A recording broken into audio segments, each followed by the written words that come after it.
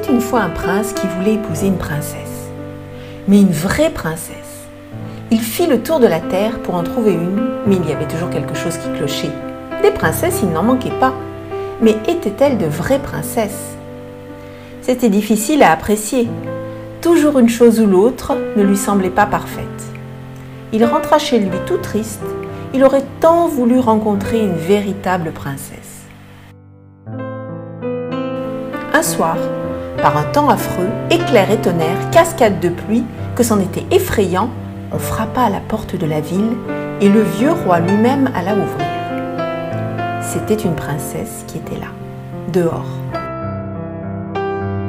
Mais grand Dieu, de quoi avait-elle l'air dans cette pluie, par ce temps?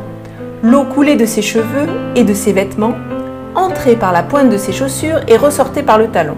Et elle prétendait être une véritable princesse? Nous allons bien voir ça, pensa la vieille reine. Mais elle ne dit rien. Elle alla dans la chambre à coucher, retira toute la literie et mit un petit poids au fond du lit. Elle prit ensuite 20 matelas qu'elle empila sur le petit poids et par-dessus, elle mit encore 20 édredons en plumes d'éder. C'est là-dessus que la princesse devait coucher cette nuit-là. Au matin, on lui demanda comment elle avait dormi. Affreusement mal, répondit-elle. Je n'ai presque pas fermé l'œil de la nuit. Dieu sait ce qu'il y avait dans ce lit. J'étais couchée sur quelque chose de si dur que j'en ai des bleus et des noirs sur tout le corps. C'est terrible.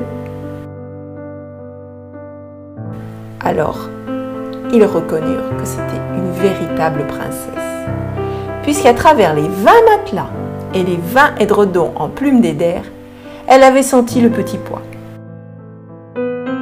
Une peau aussi sensible ne pouvait être que celle d'une authentique princesse. Le prince la prit donc pour femme, sûr maintenant d'avoir trouvé une vraie princesse. Et le petit pois fut exposé dans le cabinet des trésors d'art, où l'on peut encore le voir si personne ne l'a emporté. Et ceci est une vraie histoire.